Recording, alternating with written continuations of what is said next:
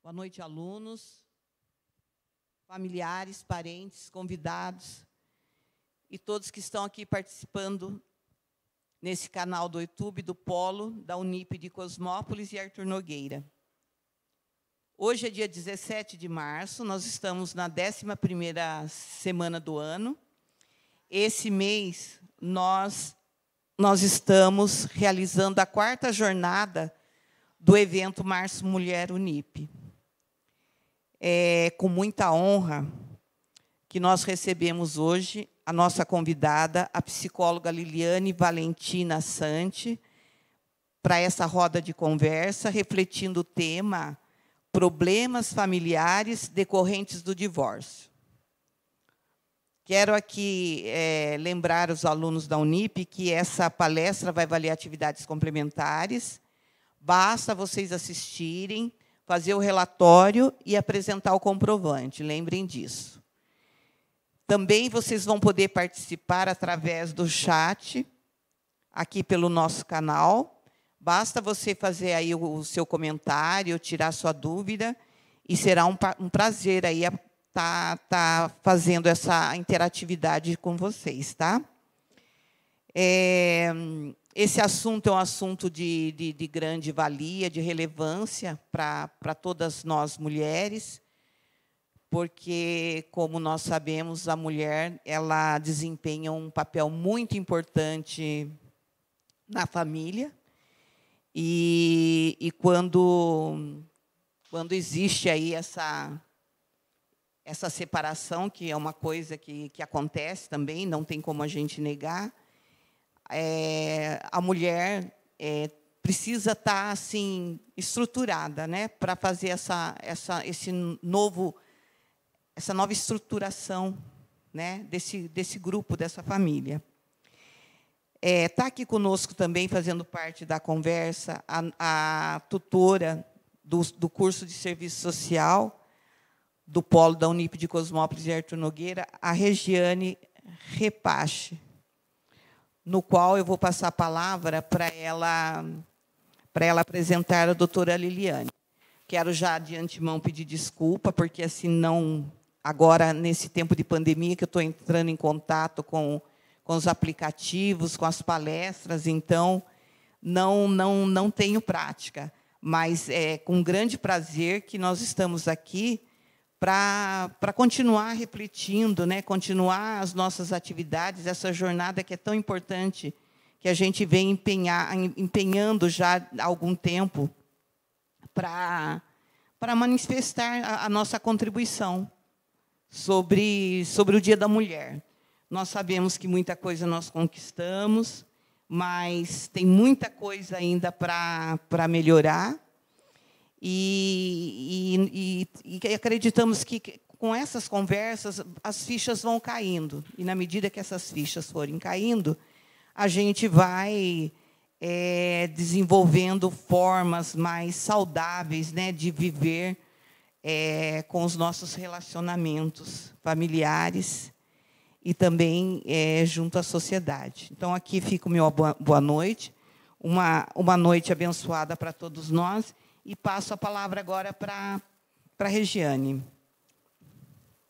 Boa noite, Gorete, boa noite toda a equipe do Polo de Cosmópolis, do Polo de Arthur Nogueira, todos os alunos que estão participando aqui, estou contente, já estamos com 83 alunos aqui online.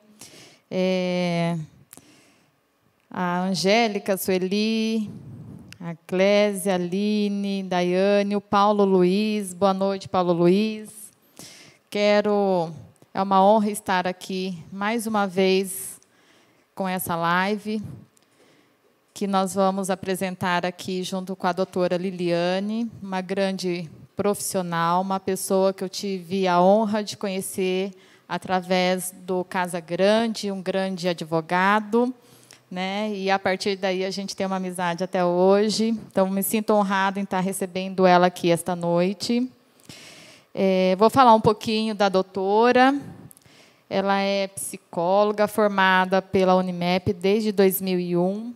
Ela é psicóloga jurídica, perita habilitada nas varas de família de Campinas, assistente técnica, mediadora conciliadora, palestrante e consultora em problemas decorrentes do divórcio, pós-graduada em investigações criminais e psicóloga forense. Ela é autora do livro Alienação Parental Como Ela É. E também ela é uma grande... é uma pessoa muito querida pela Anfipa, né? E é uma honra trazer ela hoje à noite para falar um pouquinho com vocês sobre esse tema. É um tema muito importante. Tem muitas mulheres passando por isso, muitos homens. E vou deixar a palavra com ela. E quem tiver questões também pelo chat, pode fazer. A gente vai ter um tempo legal aqui para ela falar um pouquinho e também para responder algumas perguntas no final. Tá? Doutora Liliane, seja bem-vinda. E parabéns pelo seu trabalho, pelo teu livro, né?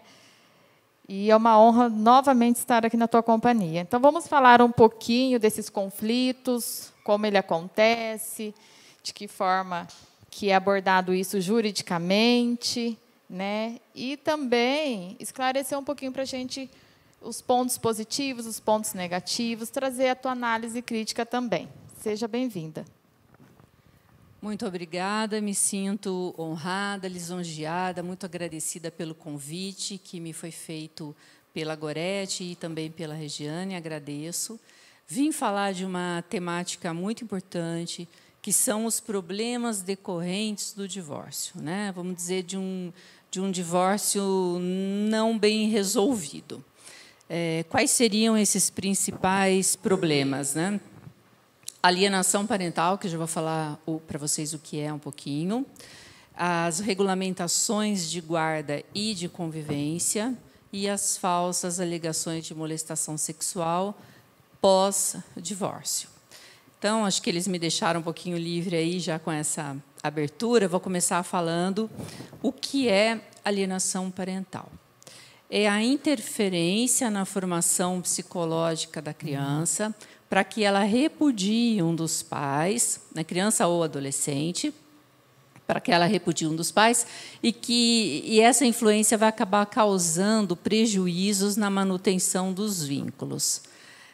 Então, o que seria isso de uma forma bem leiga? Um dos pais, né, pai ou mãe, ou avós, ou até mesmo irmãos mais velhos, fazerem a cabeça da criança, influenciar a criança, né, para que essa criança não vá mais com outro genitor assim que se separa.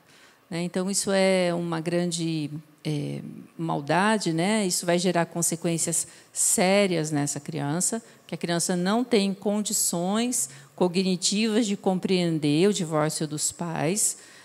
Por isso, sempre eu recomendo, né? Viver casado, ou bem ou mal, a hora da separação, quando tem filhos, é extremamente necessário que tenha uma conversa com a criança. Então, não dá para misturar conjugalidade com parentalidade. O casal pode estar brigando, o casal conjugal pode estar com os problemas que forem, não podem esses problemas atingirem os filhos. Então, pode estar num pé de guerra, mas é necessário que a parentalidade seja resguardada. Então, senta com os filhos e fala, olha, mamãe e papai não vão mais namorar, né? O papai vai morar numa outra casa, ou a mamãe que vai se mudar, mas, para vocês, nada muda. Vai continuar convivendo em tempo equilibrado com o papai e com a mamãe, para o benefício da criança. Então, não dá para ter egoísmo nesse momento, querer o filho mais consigo do que com o outro. Porque a criança ama os dois genitores do mesmo jeito. E se começar essa disputa, né, esses problemas todos na hora da regulamentação da convivência, né, prestem bem atenção nesse termo, quem está começando, quem está fazendo psicologia, ou até mesmo pais, advogados, né, pessoal do serviço social, psicólogos. um pai ou uma mãe, eles não são visitas. Então, ninguém tem que regulamentar visita.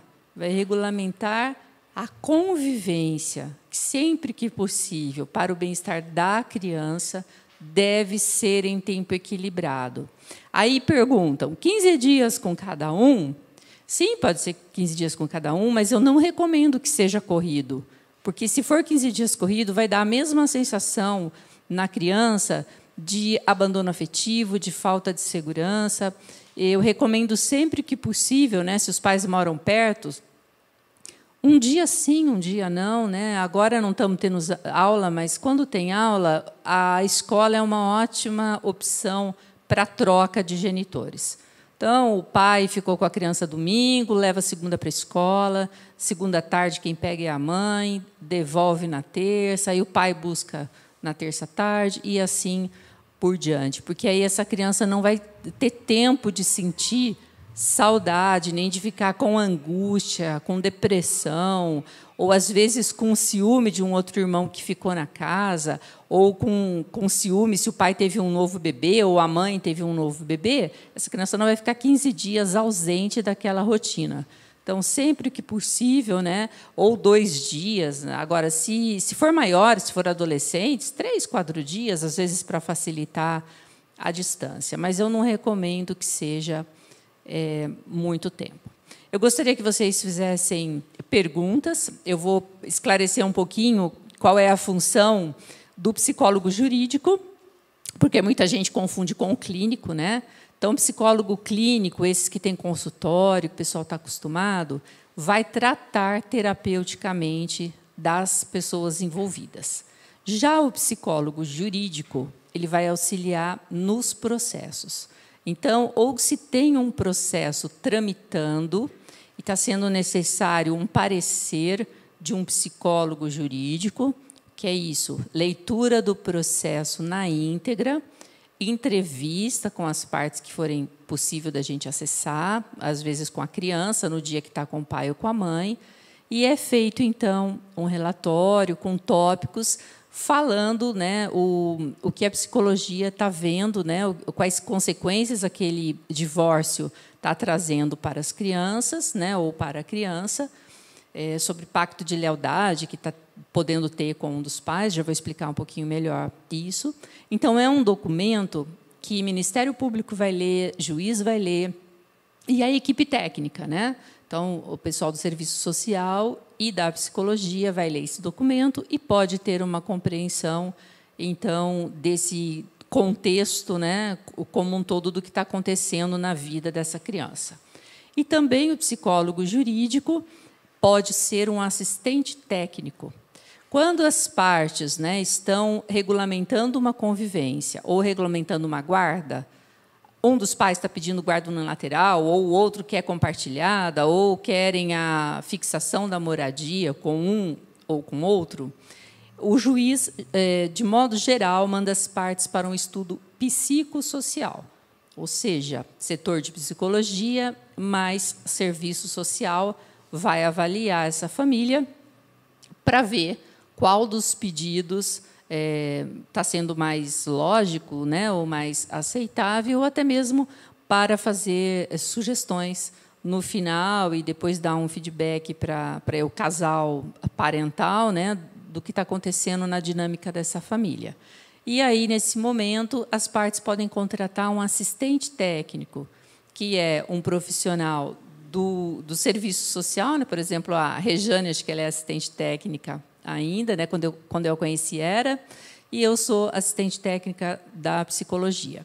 Então, nós vamos ler o processo, formular os quesitos para o perito, fazer a reunião técnica com o perito do juízo, entrevistar as partes e depois, no final, quando o perito apresentar o laudo dele, nós vamos fazer a nossa manifestação sobre o laudo que o perito fez. E sempre, né, pessoal, aí quem está começando, quem vai para o ramo da psicologia jurídica, tentar orientar da melhor forma possível, pensando que o cliente não é quem está pagando. O cliente são as crianças do processo, né? Nós temos que ser leais a elas, né? Pensar nos interesses das crianças e não do pai ou da mãe que contratou. Então, sempre que possível, orientar o cliente nesse sentido, né, de dizer que é necessário resguardar o bem-estar emocional das crianças. Acho que eu falei muito, vou ver se o pessoal tem pergunta, porque se deixar aqui eu vou falar 1h30. Doutora, fala para a gente um pouquinho quais os principais problemas decorrentes do divórcio para o casal, para os filhos que fica no meio dessa separação, como que cada um enxerga, até porque eu, como assistente social, eu tenho uma visão assim, que toda separação tem que ser na paz, mas na prática a gente sabe que não é isso que acontece. E isso acaba acarretando alguns problemas para todos, tanto filhos, a esposa, o marido. Eu sempre digo, Regiane, que tem 2 palavrinhas mágicas que resolveriam todos os problemas: diálogo e bom senso. Nós sabemos que, se o casal está divorciando, lógico, alguma coisa não vai bem. E, muitas vezes, não é só o desgaste. Ah, não gosto mais, virou meu amigo. Muitas vezes tem relacionamentos extraconjugais e uma das partes fica extremamente chateada, né? Alguns têm filhos fora do casamento, tem mulheres que engravidam também e não é do marido. Então, é lógico que o outro não vai gostar muito dessa situação. Só que tem que ter maturidade, né? Não existe um único culpado numa separação. Os relacionamentos são sistêmicos. Então, se é que podemos chamar de culpa, entre aspas, né? Seria do casal e não de uma única pessoa, né? O desgaste vem para ambos os lados. Então, aconteceu alguma coisa assim, vai se separar, tem que sentar e tem que deixar este problema, seja ele qual for, de lado quando for discutir sobre os problemas dos filhos. Mesmo que o casal não está se falando, tem que arrumar um meio de comunicação para tratar de assunto dos interesses dos filhos, né? Porque aí tem muita gente que fica com raiva e vai se mudar de cidade, vai lá para a cidade da família e, geralmente, em outro estado, muito longe, e levam esses filhos na calada da noite como vingança pelo que o outro fez. Mas quem está sendo atingido nessa vingança não é o outro que se casou de novo e que, às vezes, a nova mulher está até esperando um bebê, ou ele engravidou a outra na constância do casamento.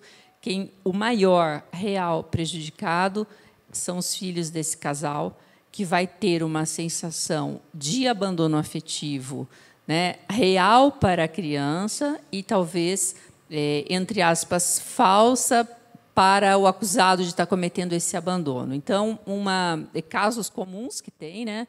Pessoas se mudam de estado para 3.000 quilômetros de distância. Tem pessoas que mudam de país, quem tem dupla cidadania. E aí essas crianças ficam com a sensação... Meu microfone está falhando. Agora voltou.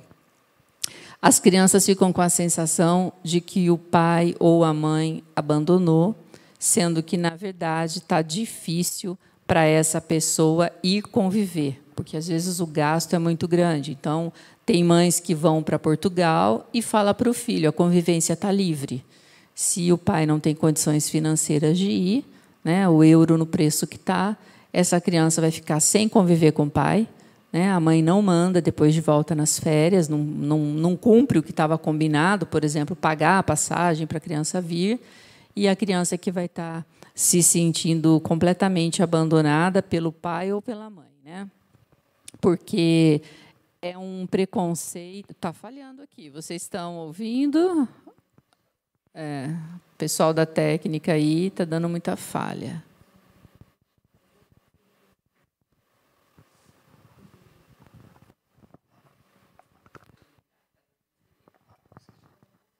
Voltamos.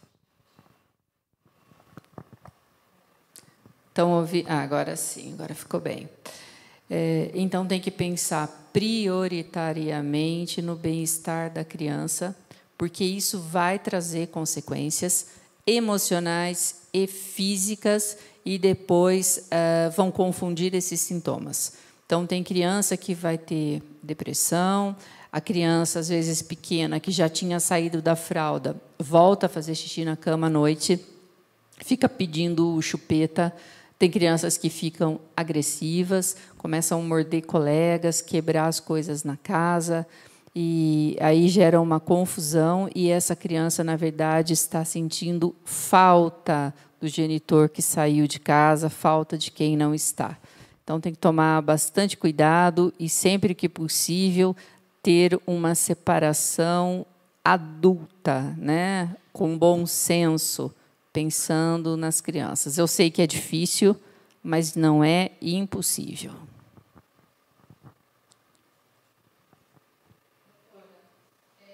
Fala para a gente um pouquinho sobre o que é alienação parental. Pessoal, eu estou perguntando aqui para a doutora, mas depois a gente vai... O chat para depois, daí a Gorete vai passar para ela todas as perguntas que vocês estão fazendo. Eu estou vendo aqui o Marcos Fernandes tem algumas dúvidas, né? O Fábio Eduardo está falando um pouquinho de relação abusiva, mas a gente vai fazer umas perguntas aqui e, para o final, a gente vai pedir para ela responder todas as perguntas de vocês. Daí a Gorete vai passar para ela todos esses questionamentos que vocês estão fazendo. Então, fala para a gente um pouquinho o que é alienação parental, até porque tem mães, tem pais que não sabem, às vezes está passando por isso, né, e não sabe que é uma alienação parental que já está acontecendo. Como eu disse no início, né, a alienação parental é a interferência que uma pessoa mais velha, eu não digo nem adulto, né, pode ser um irmão mais velho, comete, né, influencia essa criança ou adolescente mais novo.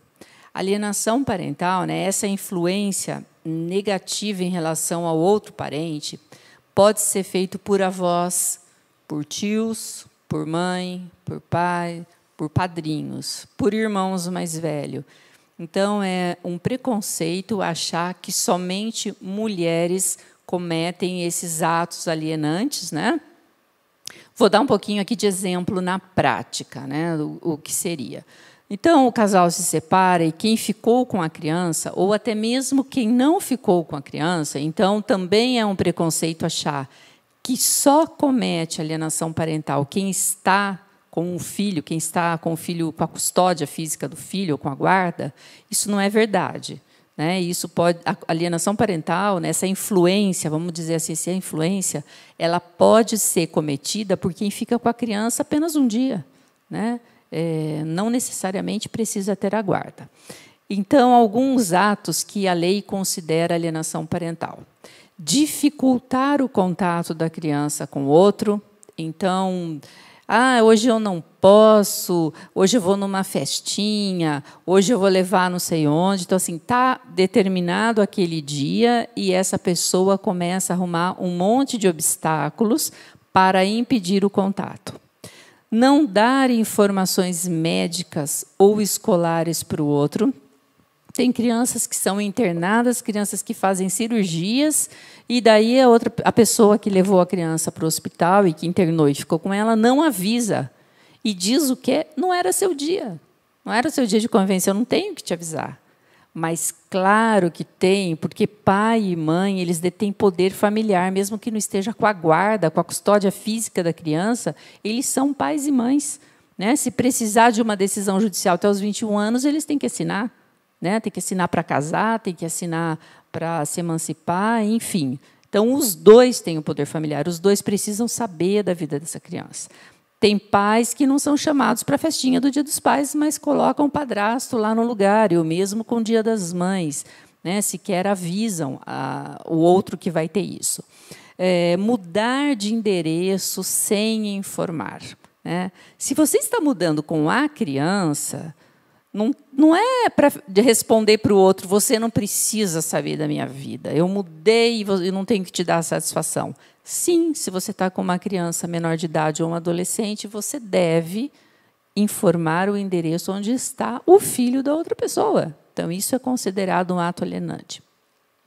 Fazer falsas acusações, ou de violência doméstica, né? Nós sabemos que existe, mas se a pessoa nunca foi vítima de violência doméstica na constância do casamento, se era tudo na santa paz, e aí, de repente, se separou, e do nada, tem pessoas que nem vão na casa da outra e são acusados de ter ido lá gritar e deixar a pessoa constrangida, e essa pessoa consegue uma medida protetiva de afastamento e pede para se estender aos filhos. Então, aí a gente já entende que é um ato alienante. Porque se a mulher quer que a pessoa não telefone ou que não vá na casa, ela até tem o direito de pedir a medida protetiva, mas não peça para se estender aos filhos. Que quando se estende ao filho, né, aos filhos, até se resolver essa situação, vai passar vários meses sem essa criança ter contato com o pai. Olha, não estou dizendo o pai ter contato com a criança, porque o direito de convivência é do filho, os pais têm deveres e as crianças têm direito. Então, você está retirando um direito da criança.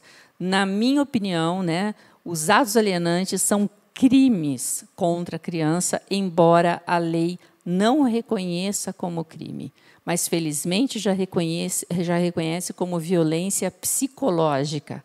Por quê? Porque é a criança que vai ter a sensação de ter sido abandonada. É a criança que, quando fica adulta, vai arrumar relacionamentos amorosos problemáticos. É a criança que vai ficar um grude depois no pé do namorado ou da namorada, porque está inseguro, porque acha que o outro vai desaparecer, que não vai voltar mais, que se não ligou 1000 vezes por dia, porque está com outra pessoa, não vai aparecer mais, a criança vai ficar uma pessoa insegura. Então, está fazendo mal não só para o seu filho, mas para a próxima geração também, porque vai ser uma mãe ou um pai também controlador, vai ficar sempre em cima da criança, inseguro, e isso não faz bem para ninguém, né? E como é que isso, então, acontece? Por exemplo, não avisou de uma festa na escola. A criança está pensando que a mãe avisou, ou que o pai avisou. E daí, no Dia das Mães, não vai a mãe, vai a madrasta. E daí, no Dia dos Pais, não vai o pai, vai o padrasto.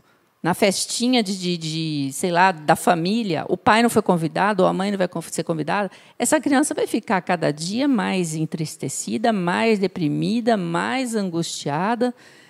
Regulamentações de convivência. Então, é para ir buscar a criança no sábado de manhã, no segundo e no quarto sábado. O que muitas mães fazem e muitos pais fazem com crianças pequenas que ainda não sabem os dias da semana ou dias do mês? Faz a criança se arrumar num dia que não é o dia de convivência e fala, olha, daqui a pouco, a hora que o relógio estiver aqui, nesse número 9, o papai ou a mamãe vai vir te buscar. Só que não é o dia de convivência. E essa criança fica esperando. E aí, depois, essa pessoa que quer mal influenciar, né, o filho, vai ficar falando, olha, teu pai está atrasado. Ou tua mãe está atrasada, tua mãe não vem, será que não vai vir? Será que te esqueceu? Ah, agora que sua mãe está com um bebê novo, esqueceu de vir buscar você. Ou agora que seu pai casou com aquela mulher lá, né, porque ninguém fala o nome, né, fala aquela mulher e teve um bebezinho, ou está viajando com aquela lá, esqueceu de vir te buscar. Como que vocês acham que a criança vai se sentir? Né? O pai, ele não está sendo afetado diretamente porque ele nem está sabendo o que está acontecendo naquela casa. Mas o filho, sim. O filho está sendo envenenado contra o pai e, por esse motivo, faz muito mal para a criança. Então, quem está cometendo ato alienante, não cometa. Você está se vingando da coisa que você mais ama nesse mundo, né? Sem perceber. Então, vamos começar a refletir aí e pensar. Nossa, importante, doutora.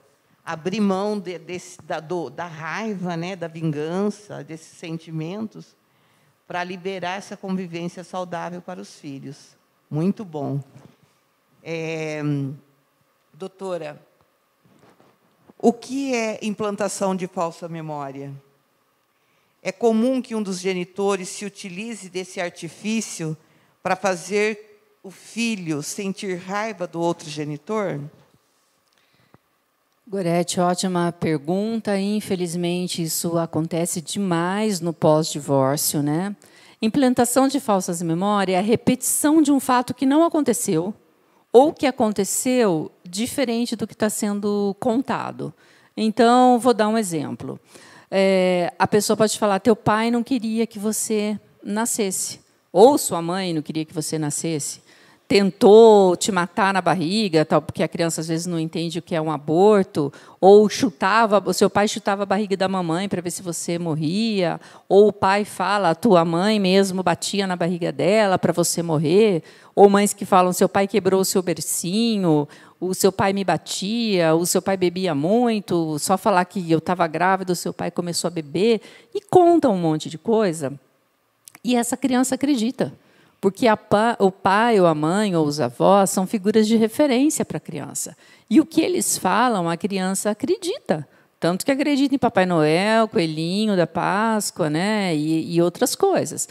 Então, se uma figura de referência está falando que uma coisa aconteceu, né, seu pai largou da mamãe para ir casar com aquela mulher, mas ele já namorava aquela mulher faz tempo, e às vezes não.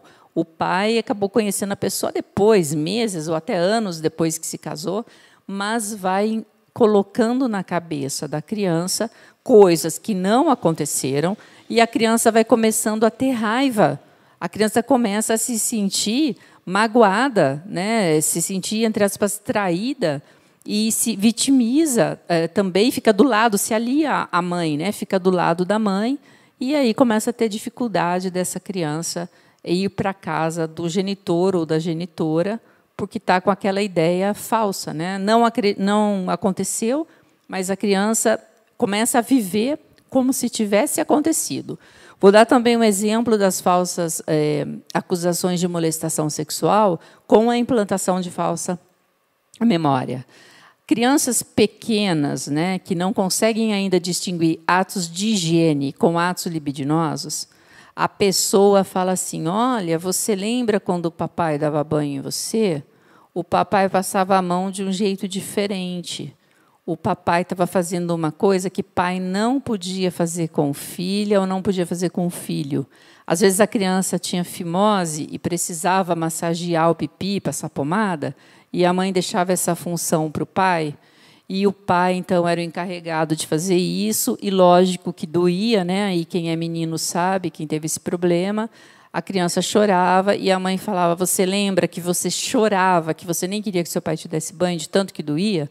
É porque o papai fazia uma coisa com você que não pode, o papai molestava de você, e tal. E a criança vai crescendo como se aquilo fosse uma verdade. A criança se lembra que doía, se lembra que o pai dava banho, mas não sabe que era um ato de higiene. E se a criança ainda está pequena e não consegue refletir sobre isso, essa criança vai certamente acreditar que foi molestada e vai se afastar do pai, porque a mãe aproveita disso, faz um boletim de ocorrência, fala que a criança se lembrou só agora, e aí vai tramitar, né, um inquérito criminal, e depois vai virar um processo, e vai passar 4, 5, 6 anos até ter essa convivência retomada, e quando retomar, pai e filho são dois estranhos, e vai ter muito problema para fazer esse recomeço aí de tudo que se perdeu, né? E o que se perdeu em termos de relacionamento de pai e filho não recupera, né? Claro que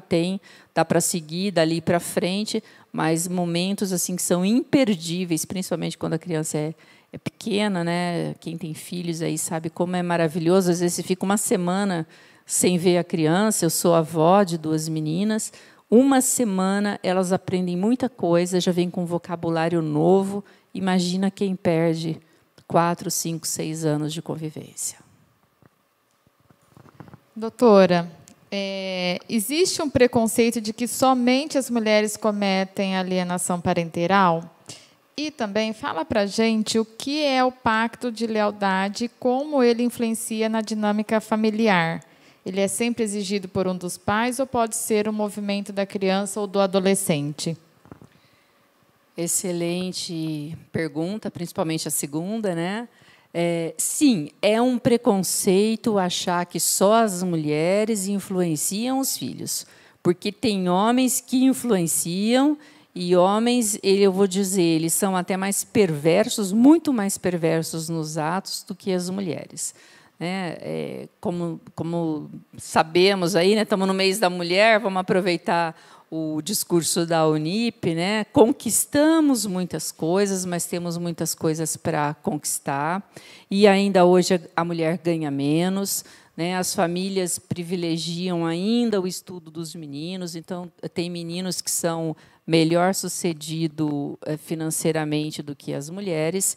E esses homens que... Meu microfone está falhando de novo. Vamos ver. Como é que está aí o som? Está falhando, agora voltou. Tá. Esses homens que ganham mais e que muitas vezes não querem que a mulher trabalhe na constância do casamento para cuidar dos filhos, e não estou falando de classe menos favorecida, estou falando de classe média alta. Está falhando?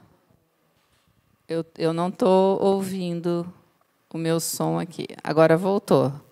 Tá, desculpa aí. Esses homens, às vezes, têm um poder aquisitivo maior para contratar grandes escritórios de advocacia e acabam contratando outros profissionais que desfavorecem a mulher. Então, várias mães estão sem a guarda dos seus filhos por uma disputa aí muito desleal, né? Estou dizendo em termos financeiros, também com falsas acusações. Tem pais que acusam a mãe de ter molestado os filhos, de ter passado a mão, até de ter passado lencinho umedecido. Eles falam que a criança teve uma sensação diferente quando a mãe passou o lencinho umedecido, que a criança gostou, e está aí a mãe sem conviver com as crianças. Então, o recado é o mesmo, né? O pai pensa que tá ganhando alguma coisa, só que nisso ninguém ganha, né? Ninguém ganha, todos perdem, né? Todos perdem dinheiro, saúde emocional, saúde física e, principalmente, a paz da criança. Em relação ao pacto de lealdade, nem sempre ele é exigido.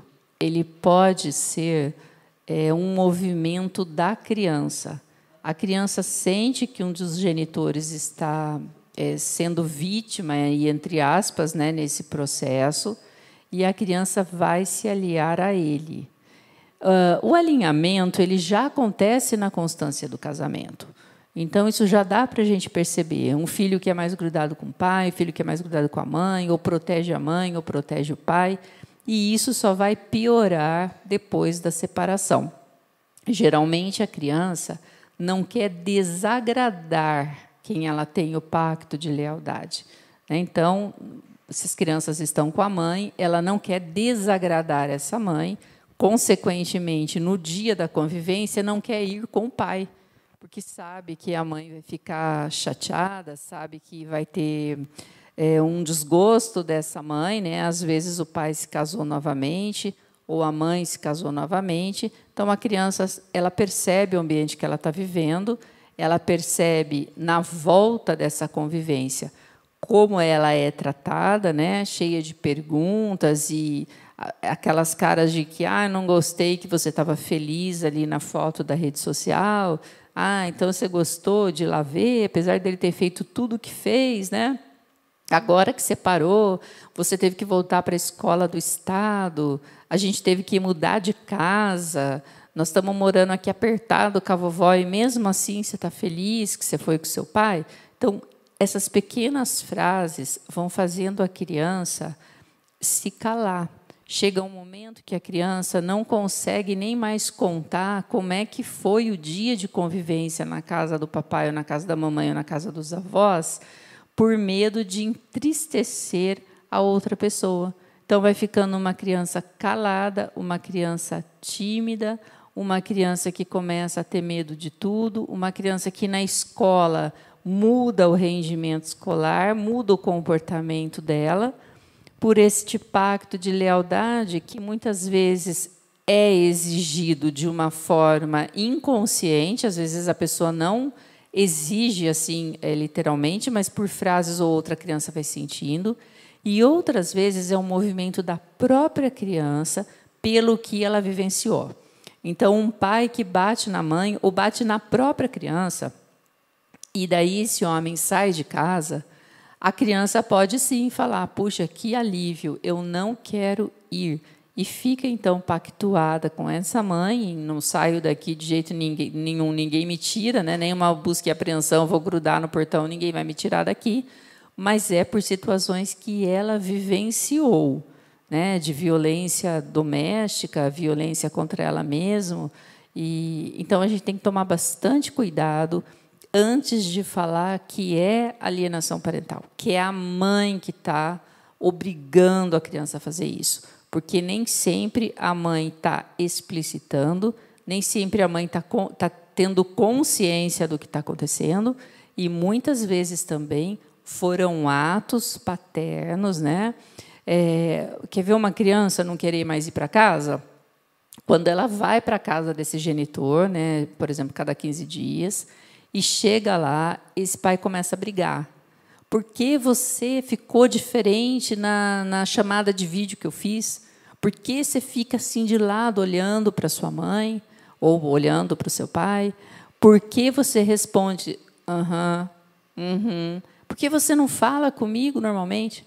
A criança não vai conseguir, gente, falar normalmente se tem a outra pessoa ali na sala que ela sabe que está desgostosa.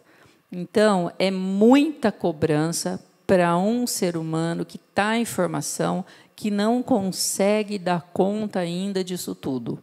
A criança não vai conseguir fazer o enfrentamento àquele genitor que está ali na sala com ela. A criança de 3, 4, 5 anos, 6, até adolescente, não vai falar: mãe, sai da sala que eu quero falar com meu pai. Porque vai ter retaliação depois, nem que não for explícito e nem consciente da outra pessoa, mas apenas por a mãe ter desgostado, vai ficar aquela cara feia, né? Eu sempre falo para os pais ou para a mãe, né? Imagine-se casado e daí a amante te liga numa chamada de vídeo. Pô, você não vai ficar livre para falar.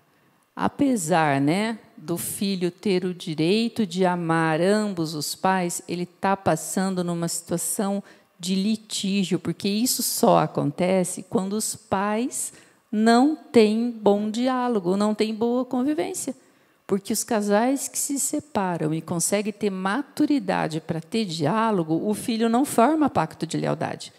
Ele vai formar pacto de lealdade devido à relação conflituosa que os seus pais têm. Então, não quer desagradar, pô, os dois estão em pé de guerra, ele vai tomar partido, a criança vai ficando cada dia mais muda, né? Mais monossilábica, respondendo com a cabeça e olhando, às vezes, perguntando se pode responder. Então, cuidado se a criança está fazendo isso, né? Diga para ela que ela é livre para amar, não force, não exija que a criança expresse amor na frente do outro, porque você está fazendo mal para o seu filho.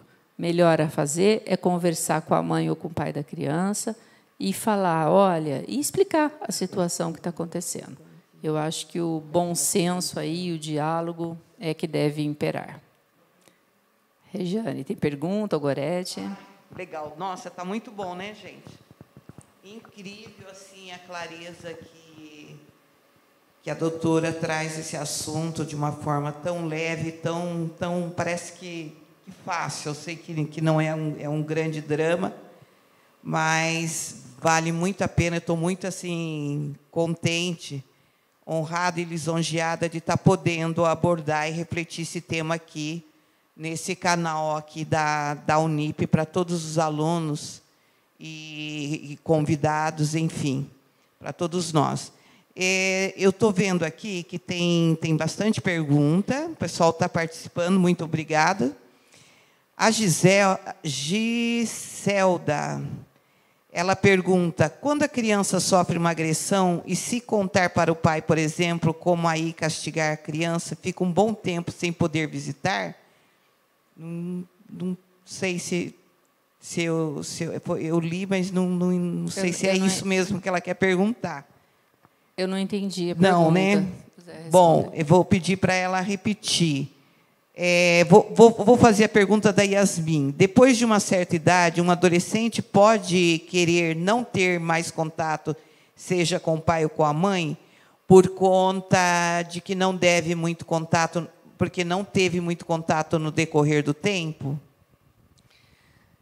Sim, né? O adolescente pode, mas não deve, porque ele tem pai e mãe para orientá-lo, né? O papel do adulto é orientar a criança. Então, se o casal se separou e não está tendo contato, é necessário que tenha, né? A gente sabe que tem pais que abandonam afetivamente, então o cara some, se casa de novo, paga ali a pensão e pronto, nunca mais veio. Se este é o caso, né, se não é um caso de um afastamento por alienação parental, né, porque o outro está impedindo de chegar ali no portão, se é um abandono afetivo, tem que entrar com um processo de abandono afetivo e fazer essa pessoa ser responsável pelo filho que está ali no mundo e chama uma terapia familiar aí para todo mundo, né? Terapia familiar, às vezes eu digo, a pessoa se assusta, mas eu não consigo ficar na mesma sala que ele. Terapia familiar não é isso.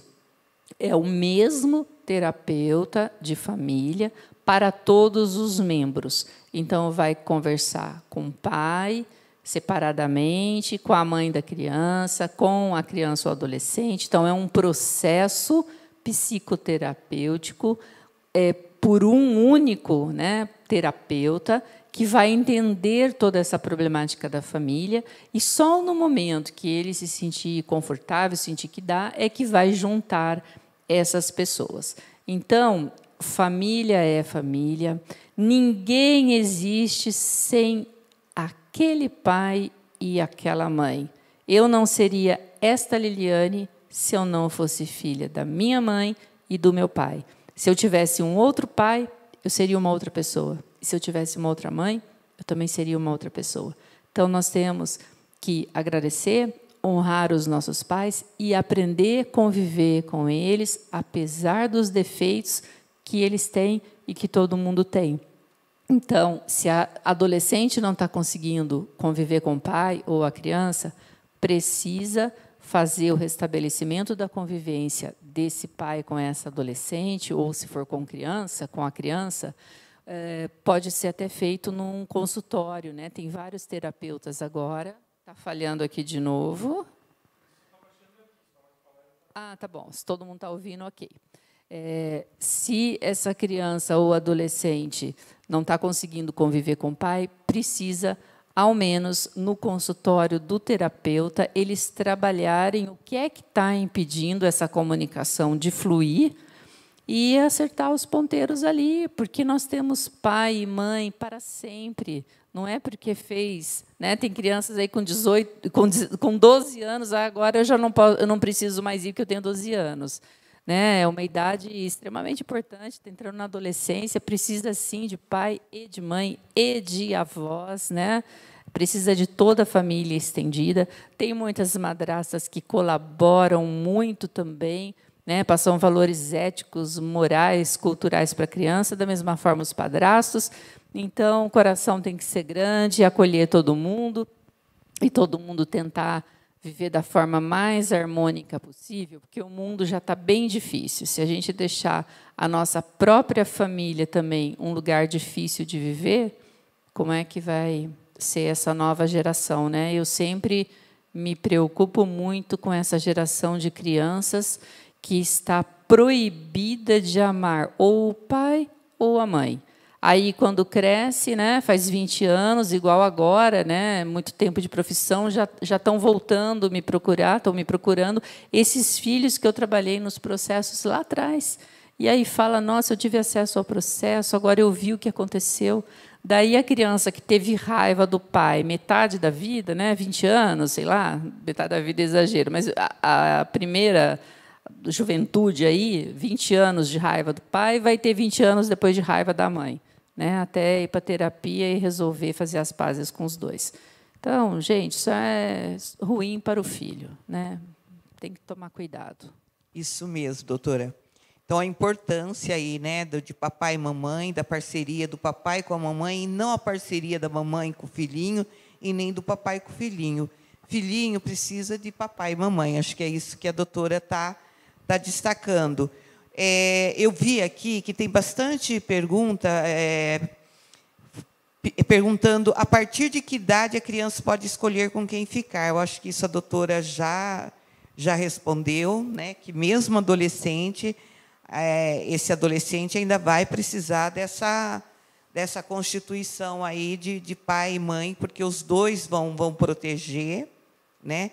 E eu gosto muito quando eu atendia, de falar que o pai, ele é o representante da lei, né? Ele e a mamãe. Quando a mamãe faz eco e fala, não, mas eu vou falar com o papai, os dois ficam fortes para colocar essa regra, esse limite para o filho. E quando isso não existe, tudo fica muito frágil, muito vulnerável, e muitas vezes a mãe não consegue, né, colocar essa regra para a criança, para o adolescente. Então, é sempre importante os dois se entenderem, né, gente? Vamos...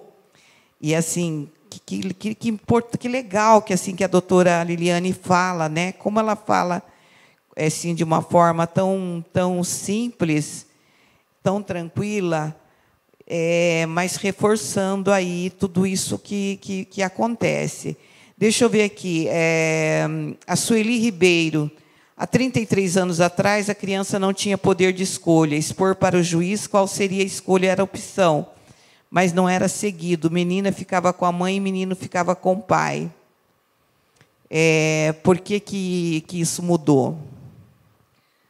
Eu acho que não era bem assim, né? Meninas com o pai, meninas com a mãe. Na antiga lei do divórcio, né, até 1977, quem dava causa ao divórcio não ficava com os filhos. Então, se o homem arrumou uma amante, né, ou fez alguma violência grave doméstica, alguma coisa que ele deu causa ao divórcio, os filhos ficavam com a mãe. Se foi a mãe que cometeu um ato assim grave que deu causa ao divórcio, os filhos ficavam com o pai. Né? Pode ser que isso de ficar com a mãe e ficar com o pai tenha sido uma opção, não sei, aí, desses casais mais antigos, né? Porque geralmente fica isso, menina com a mãe, menino com o pai, para ser criado igual.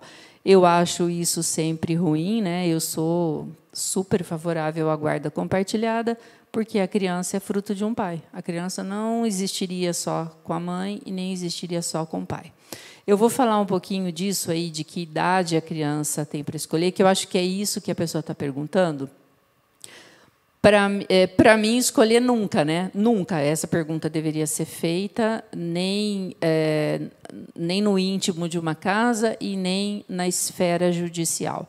Mas a criança pode ser ouvida pelo juiz com 12 anos. Não quer dizer que o juiz vá acatar o que a criança está falando. O juiz sempre vai pensar no que é melhor para ela. Então, se a criança está falando uma coisa que o juiz está enxergando outra, não necessariamente ele vai levar em consideração a vontade dessa criança. Agora, gente, muito cuidado em colocar a criança neste lugar de ser a responsável pela separação dela, ou com o pai ou com a mãe, porque isso vai acompanhar ela para o resto da vida dela. Com 12 anos, ninguém é capaz de escolher, nem com 16, nem com 18, nem no resto da vida. Porque, a partir do momento que você tem que escolher entre seu pai e sua mãe, isso vai ficar uma cisão dentro de você, um remorso para sempre. Se um desses pais morre, quem foi a culpada? Uma criança de 12 anos que foi a culpada por essa separação? Então, esse é um papel muito delicado de se colocar a criança. Né? Se procurou o judiciário, deixa, então, o juiz. Né? O juiz, que eu acho um absurdo. Né? Eu sou separada, tenho 2 filhos, um de cada ex-marido. Nunca nós entramos no judiciário para nada, nem para regulamentação de alimentos, nem para guarda, nem para qualquer coisa que seja. Sabe por quê? O juiz é um terceiro estranho. O juiz é uma pessoa que não me conhece, que não conhece os meus filhos, que não conhece os ex-maridos. Como é que eu vou deixar o juiz decidir sobre a minha vida e, principalmente, sobre a vida dos meus filhos? Não. quem sabe o que é melhor para os filhos são os pais. Os pais. Mas, se não tem essa maturidade e chegou no judiciário, então deixa o juiz decidir, não coloca o filho para decidir com quem é que ele deve ficar. Porque nós sabemos que o discurso do filho alienado é o discurso do alienador. Então, criança alienada não deveria ser ouvida, porque ela simplesmente está repetindo o que ela não consegue expressar por causa ela repete por causa do pacto de lealdade, né? Ela não consegue, ela não tem força de enfrentamento de falar não é isso que eu quero. Então ela vai concordar, mesmo que dentro dela ela esteja quebrada. Doutora, tem uma pergunta aqui que é do Marcelo. Ele pergunta: quem aliena é uma pessoa normal? E ele coloca lá em cima, a pergunta é: existem alienadores que não têm sentimento de amor pelos filhos? Pois muitos deles, pelos seus atos alienantes, parecem verdadeiros psicopatas. Existem dados sobre isso? Essa é uma discussão aí da psiquiatria, às vezes da psicologia, né? Mas não é que todo alienador é psicopata. Tem alienadores que eles nem têm consciência do que está fazendo. Mas, de modo geral, são pessoas egoístas. Egoístas em todas as coisas da vida. No trabalho, se você parar para pensar, a alienação já acontece na constância do casamento. Né? O filho caiu e o pai nem ligou, ela já fala: vem, filhinho, com a mamãe. Ou então, se o pai quer levar o menino no futebol, levar na casa da mãe dele, se a mãe, né, que vai ser a alienadora aí do futuro, se a mãe não quer, ela vai falar: não, você não vai levar na sua mãe. Você não vai levar na piscina, você não vai levar no jogo de futebol, porque depois você vai fazer isso e aquilo, e a criança vai ficar com você. Então, ela já dá mostras do ciúme e do egoísmo na constância do casamento, e também, desde o namoro, né, a pessoa já dá mostras da personalidade dela, e também nas relações com amigos e nas relações com trabalho. Então, é uma pessoa que não consegue compartilhar, não consegue dividir, não consegue flexibilizar. Então, não necessariamente ela tem uma psicopatologia, mas ela pode ter, sim, um transtorno de personalidade, né? Uma coisa que não trabalha em equipe. Então, você já começa a pessoa dá mostras, né? Em outras partes da vida, né? No trabalho, em dinheiro, em tudo, né? É mais ou menos da personalidade da pessoa. Só que, se essa pessoa não está conseguindo compreender, sempre é bom ajuda terapêutica para que ela tenha consciência de que ela está influenciando uma criança e que vai fazer mal para o filho dela. Né? Sim, são pessoas egoístas. Eu não lembro exatamente aí da pergunta, Gorete, se puder responder, que eu acho que eu falei e fugi um pouquinho do foco. Repete ela na íntegra, por favor. Na íntegra, sobre o... Primeiro, ele perguntou: quem aliena é uma pessoa normal? Depois, ele fala se não seria uma psicopatia. Né? E se existe dados sobre isso. Então, acho que está respondido aí. Não temos dados, né, mas normal, no sentido de que todos nós aqui, sim, né, mas também pode ter um pouquinho de uma psicopatologia. Mas, de modo geral, são pessoas egoístas e, às vezes, né, vamos, entre mil aspas, chamar que tem um motivo, que é esse descontentamento com a forma que foi feito esse divórcio, essa separação. Então, eu vou dar um conselho aqui.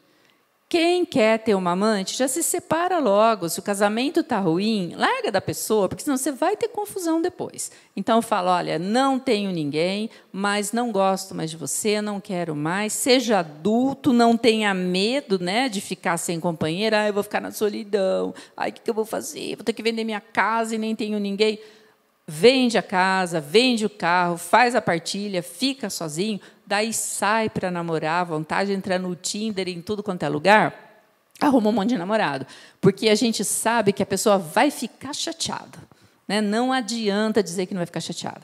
E aí, ter a maturidade, às vezes a gente espera que a outra pessoa tenha, a pessoa não tem. Então, para quem faz, né, um ato assim, desleal com o outro, é fácil sair da situação, porque já vai logo morar com outra pessoa, vai montar uma casa, vai ser feliz, vai trocar de carro. Mas para quem ficou naquela casa e com certeza terá que sair para partilhar o imóvel, e às vezes tem prestação, e às vezes só tem um carro, e esse carro está financiado, e aí a pessoa vai ficar sem o mesmo padrão de vida para os filhos, né? Porque, às vezes, a pessoa fala, agora eu só vou te pagar um salário mínimo de pensão, não dá nem para pagar a escola.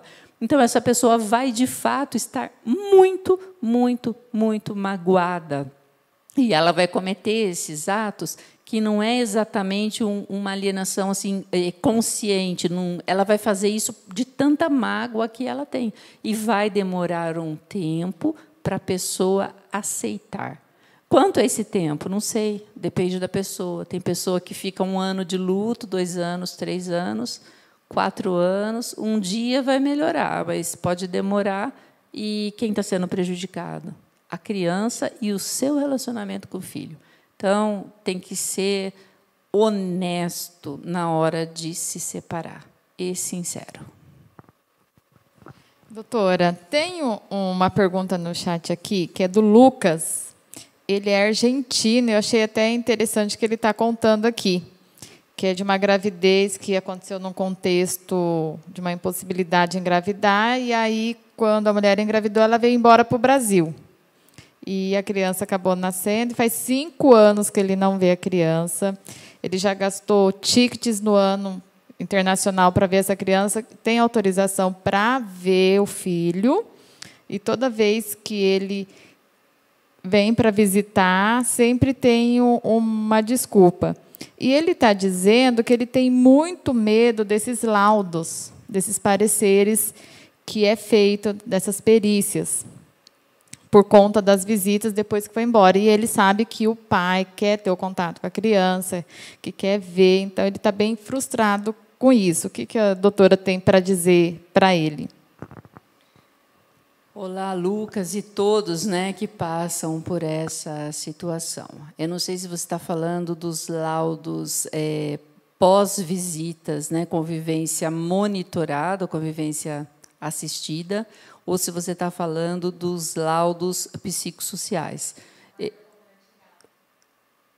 Como, Regiane? Da guarda compartilhada, ele fala. Mas dos laudos do estudo psicossocial. Isso. Tá. Uma dica importante para todos os pais. O mesmo profissional tem que entrevistar a família. Então, quem mora em cidades distintas, não adianta um passar aqui pelo psicólogo daqui e o outro passar da outra comarca de lá. Porque sempre quem está com a criança será privilegiado, porque a equipe técnica vai observar a interação da mãe com a criança ou do pai com a criança e não vai observar do outro que está sem a criança. Então, peçam para o advogado falar, eu me disponibilizo a ir até a comarca tal para ser entrevistado e avaliado pelos mesmos profissionais. Porque aí é uma única pessoa falando da família toda. Não adianta o de aqui de Cosmópolis falar apenas de mim, se não viu a interação minha com a criança, como é que vai falar? E aí vê o outro com a criança, vai sair como laudo? A mãe é uma boa mãe, não vimos nada que pudesse fazer com que ela compartilhe a guarda, ela pode ficar com a guarda unilateral, ela tem aptidão, etc., etc. E o outro que não foi ouvido, que não foi avaliado e que não foi feita a interação dela com a criança. Então, Lucas, eu não sei aonde você fez, né? Se você é argentino, não sei se você foi na mesma cidade, mas realmente dá muito medo. Dá medo, inclusive, né, quando está na mesma comarca, porque a gente sabe que ainda existe, infelizmente, um preconceito do século passado, que o pai é provedor, né, o pagador da pensão, e a mãe é cuidadora. E essa realidade já mudou há muito tempo, mas o judiciário parece que, né, não caiu ainda a ficha, como dizem.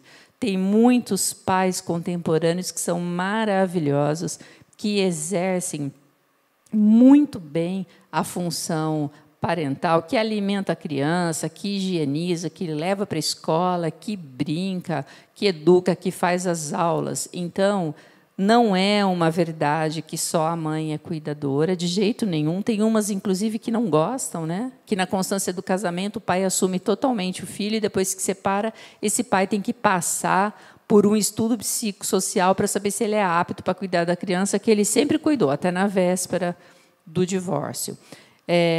Estamos no mês das mulheres, então também um recado aí para nós todas, né?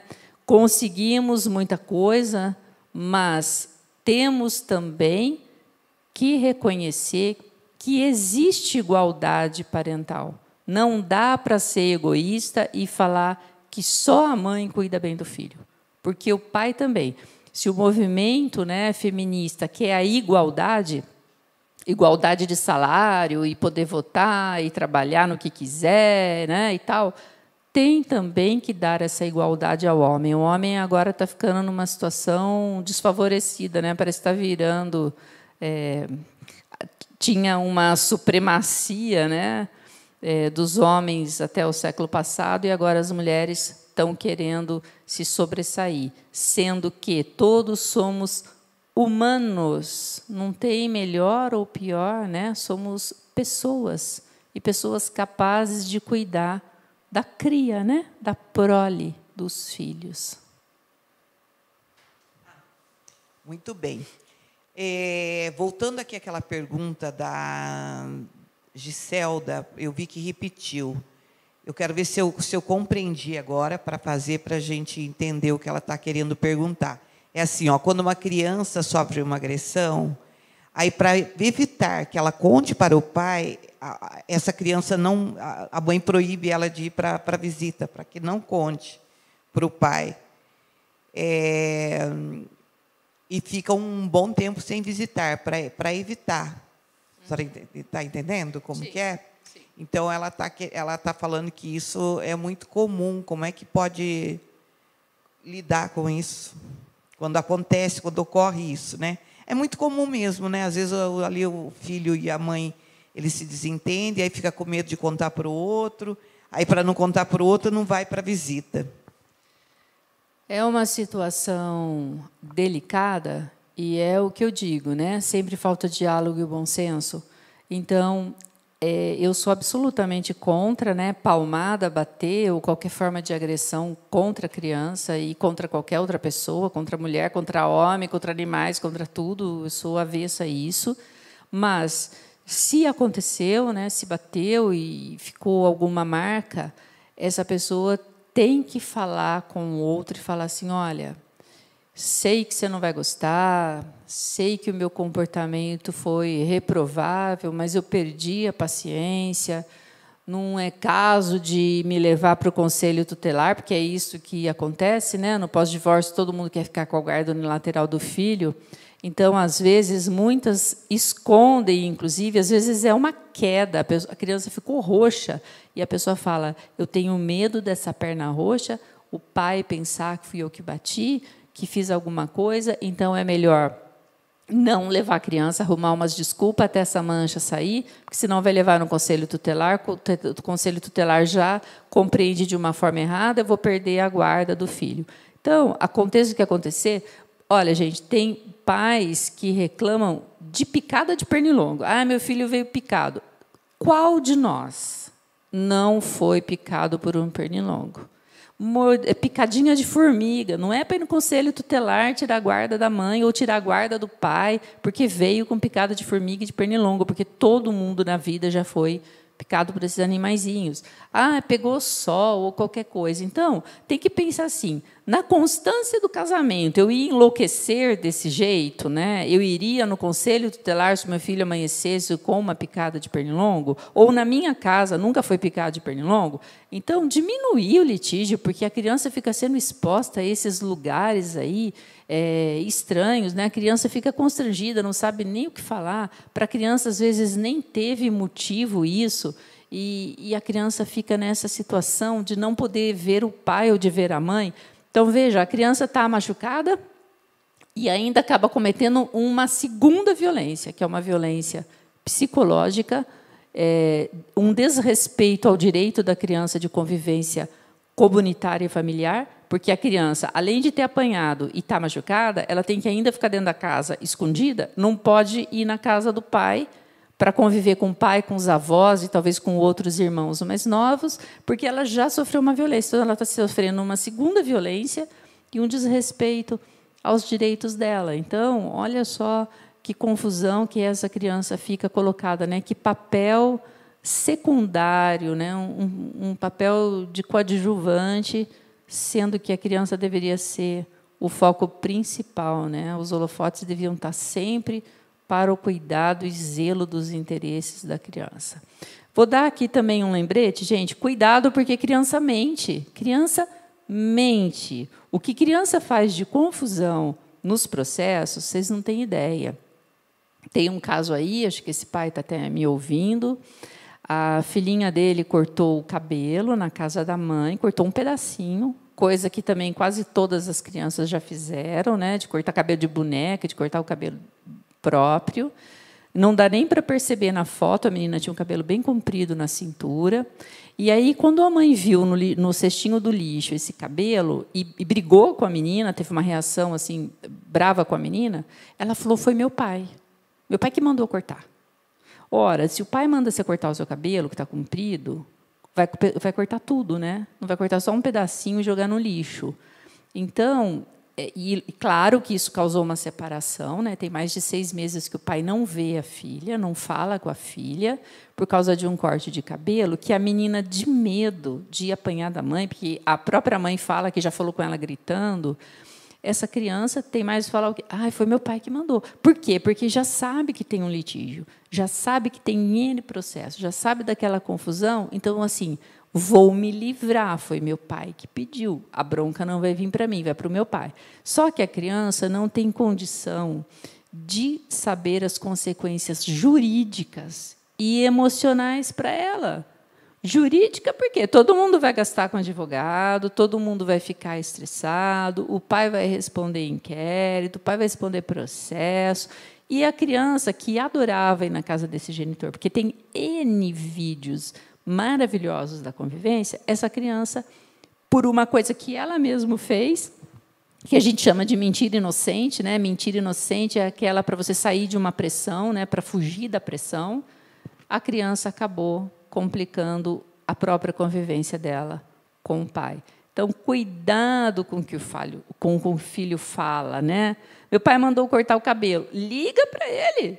Você mandou a menina cortar o cabelo? Não, não mandei. Ué, então vamos fazer a chamada de vídeo aqui. E chama já a menina e já aproveita e dá uma ação educativa. Olha, você está falando que seu pai fez. Seu pai está dizendo que não. Não pode mentir. A gente tem que assumir as nossas responsabilidades. Foi você que ficou com vontade de cortar?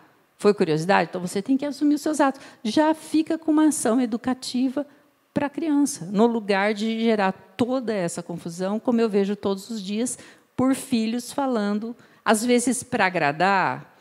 Então, gente, cuidado. Se fala assim, minha madrasta é horrível, faz comida ruim, me xinga.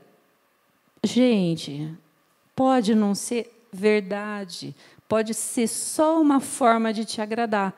A criança sabe que a mãe está triste, que ela está indo para a casa onde tem a madrasta. Ou o pai está triste porque vai passear com o padrasto na Disney. Aí, se a criança começar a falar que está tudo uma droga, que ela está odiando, não é verdade. Ela só não quer te chatear. Então, cuidado com as confusões que a própria criança gera. Isso, muito bem. Doutora, eu estou pensando aqui também que é muito comum os pais deixarem os filhos resolverem as coisas ao invés de deixar o filho no lugar dele de filho e os pais, que são os responsáveis, e os adultos resolverem essas coisas, porque daí acaba gerando toda essa confusão, inclusive de manipulação da criança, né? E aí o convívio vai ficando cada vez mais difícil, mais complicado. Então, não sei, acho que foi isso que você falou, né? Achei importante, eu gostaria até de reforçar que pai, né, os pais precisam conversar, que o que acabou foi o relacionamento de homem e mulher, mas o de pai e de mãe, ele vai continuar a vida toda, né? E aí eles precisam abrir mão dos sentimentos maquiavélicos, de egoísmo, não é? De raiva, de vingança, para criar essa criança, né? Esse adolescente, esse filho, até o resto da vida, como você disse. Filho sempre vai precisar de papai e de mamãe, né? E então achei assim bem importante. Agora, doutora, uma vez que essa criança já está alienada, como é que pode, o que pode ser feito para retomar esse contato? Eu vi que também tem aqui no chat várias perguntas. O que fazer com a criança que não quer ir com o pai ou com a mãe, né? O que pode ser feito? O ideal é que seja conversado com a criança assim que ela comece a apresentar os primeiros sinais de pacto de lealdade com a mãe, ou seja, como é que você vai identificar isso? Isso começa na troca de genitor. Qual que é a troca de genitor? Quando você vai buscar a criança na casa dela. Aí ela começa ali no portão, eu não quero ir. E daí já olha para a mãe, né, ou olha para o pai, quem é o guardião. Não, hoje não. Então, começa aquela enrolação que você demora para conseguir fazer a criança entrar no carro e ir. Esse já é o primeiro sinal do pacto de lealdade que a criança está tendo e que a criança vai, logo começar a recusar e não vai mais para casa. Então, nesses primeiros dias, que você começar a ter a dificuldade para pegar a criança, assim que chegar em casa, falar, olha, você é livre para amar o papai e a mamãe. Se a mamãe está falando alguma coisa, ou se você só está percebendo, embora a mamãe não fale, nós vamos arrumar um terapeuta para você ir, e daí sempre escolher um terapeuta de família, né? E que atenda a criança, que faça sessões lúdicas, então com sessões com bonecos. Esse terapeuta precisa trabalhar com a criança a diferença de conjugalidade, comparentalidade, os novos modelos de família. Tem que colocar muito na cabeça da criança que a família não se acaba com o divórcio, ela apenas se modifica de moradores junto na mesma casa para moradores em casas separadas. Então, isso dá até para brincar com a criança, você ali na sua casa, né? O papai e a mamãe não são mais namorados, mas continua sendo seu papai e sua mãe para sempre. Porque até quando os nossos pais morrem, eles continuam sendo nossos pais, né? O meu pai faleceu e ele é o meu pai e está internalizado dentro de mim como meu pai. Ninguém vai tirar esse lugar dele nunca, né? Nem depois da morte. Faz 5 anos que ele morreu e ele continua aqui ocupando o mesmo lugar. Então é isso que a criança precisa ter segurança e ter certeza. A relação conjugal, ela é dissolvida a qualquer momento, como foi. Mas a relação de pai e filho é eterno, né? Então, não deixe se instalar esse processo na criança. Olha, tem muitas mães e muitos pais que cometem os mais diferentes atos alienantes e a criança não fica alienada. Então, essa criança sofre uma gama de ataques e a criança continua firme e forte, querendo ir. Ela não fica alienada. Então, muito amor, muita conversa, muita explicação e ajuda terapêutica para essa criança que ela vai conseguir superar aí, se com a ajuda dos adultos ela supera.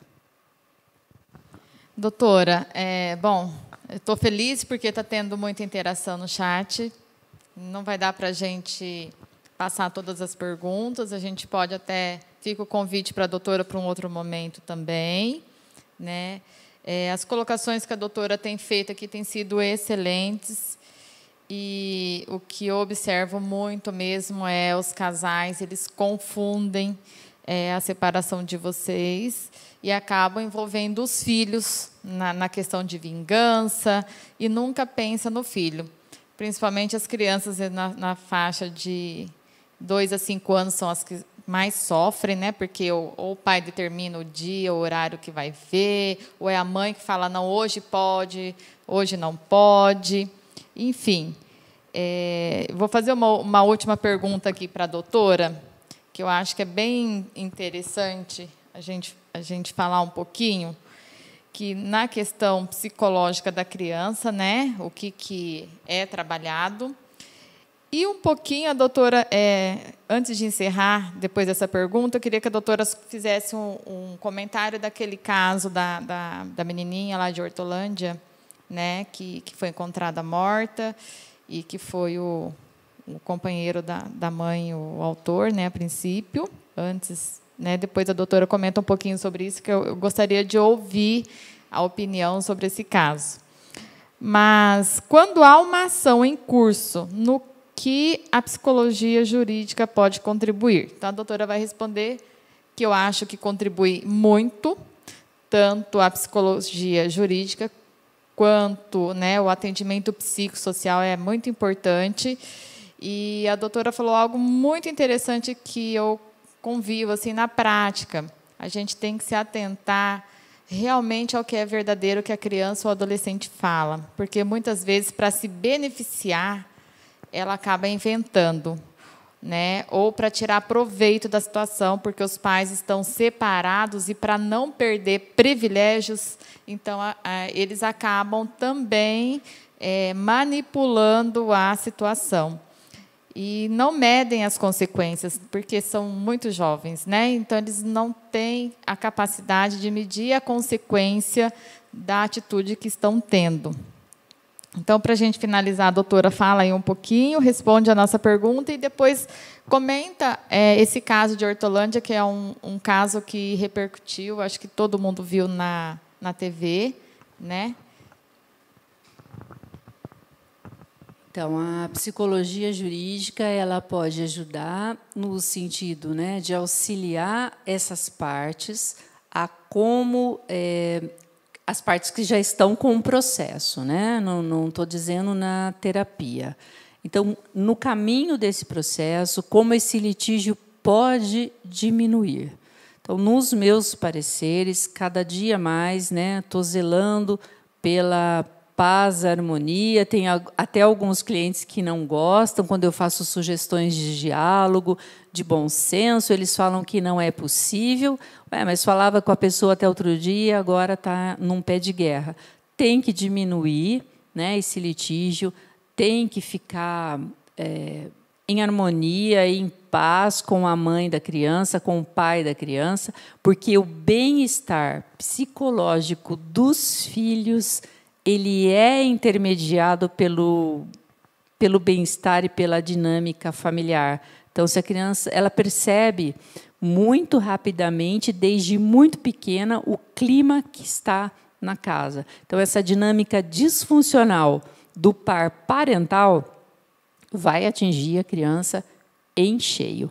A psicologia jurídica fazendo os pareceres, né, pensando, zelando no bem-estar da criança, pode fazer os aconselhamentos, mesmo que esteja trabalhando apenas para um dos pais.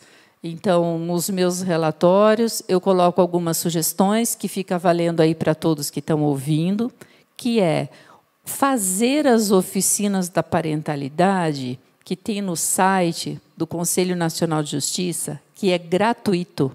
Então, você faz no site, indica também para a mãe do seu filho ou para o pai do seu filho para fazer. Tem um certificado que participou das oficinas. E, principalmente, gente, além de fazer ali, ver o material complementar, porque é muito bom, tem exemplos de trechos de novela, de filmes, um material muito bacana mesmo, um material complementar, que vai fazer refletir em como zelar pelo bem-estar da criança, porque, às vezes, um ou outro está cometendo o ato sem saber, né, o malefício que está fazendo para a criança. em alguns fóruns, tem os círculos restaurativos, né, que é o da justiça restaurativa, que é realmente para trazer essa paz, aí, um benefício para o par parental. Agora, claro, por causa da Covid, está difícil, mas é uma possibilidade de se fazer. A terapia familiar, que eu já citei. Deixo aqui a dica de um filme muito bom, para quem não assistiu, que se chama A História de um Casamento, para vocês verem quanto um advogado pode causar o litígio na vida das pessoas.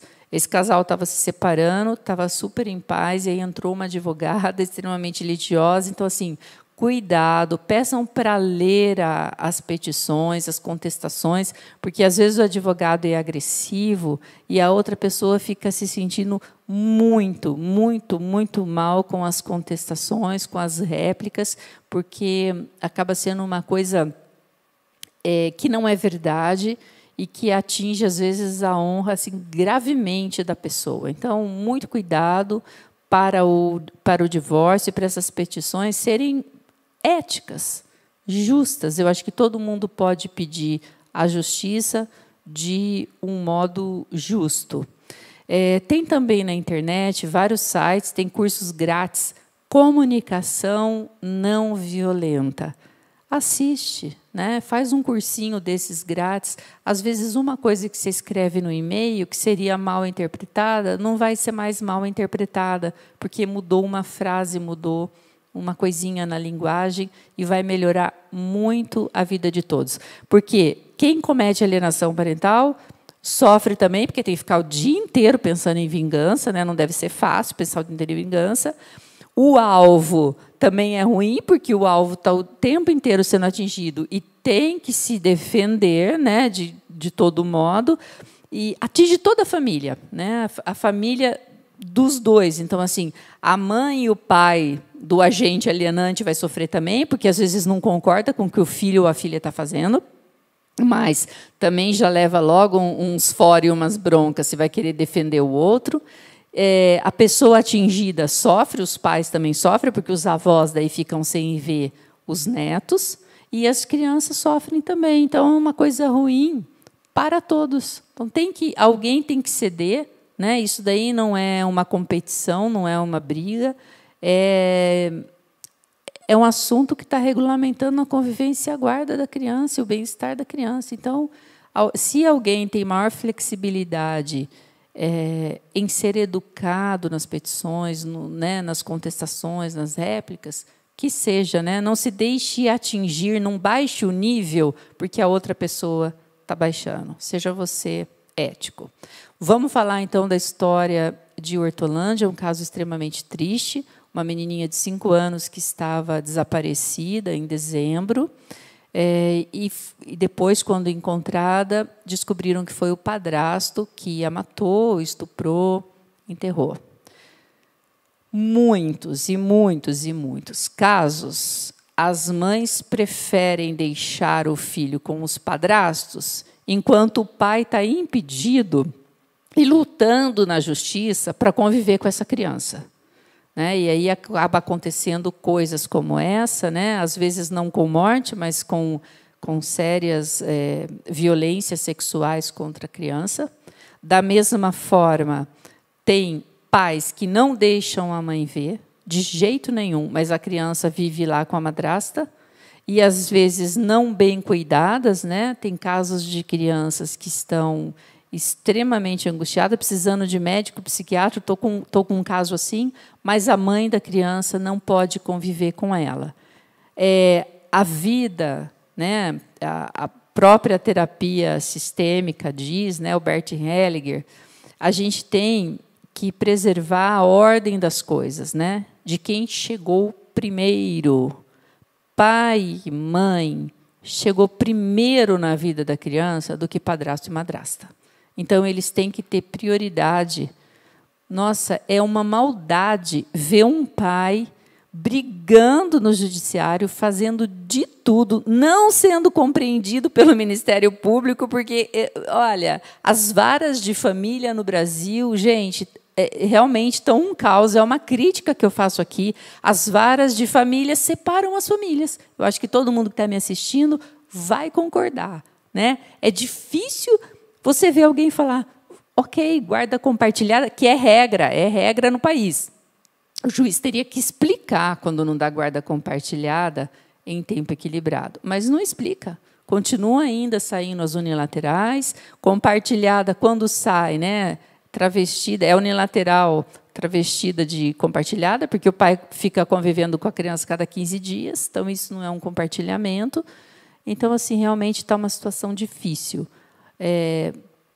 Priorize o pai ou a mãe da criança em detrimento de madrasta e padrasto, porque eles não são pai da criança também, eles não têm que ter, né, essa carga de cuidar de um filho que não é deles. Eles são complementares, ajudantes, né? Quando o pai ou a mãe não puder, ok, você deixa com eles, mas priorize quem é o pai, quem é a mãe, porque esses serão para sempre. A madrasta e o padrasto você pode largar, do jeito que largou da mãe da criança, e daqui a pouco é uma nova madrasta. Tem até um texto aí que foi polêmico, que é o rodízio de padrastos, né? Mas é verdade, rodízio de padrasto, rodízio de madrasta, e a criança permanece ali, e os pais são os mesmos sempre. Então, bastante cuidado com isso, né? Doutora, antes da gente encerrar, eu vou deixar para a Gorete fazer o encerramento, dizer que está tendo muita participação, o pessoal está contente, lhe dando os parabéns pela palestra. E eu vou ser ousada em falar algo aqui, uma pergunta para a doutora, e depois eu gostaria que a doutora falasse para os nossos alunos que tiveram interesse de adquirir o teu livro, onde que pode ser encontrado, de que forma, como que eles podem comprar.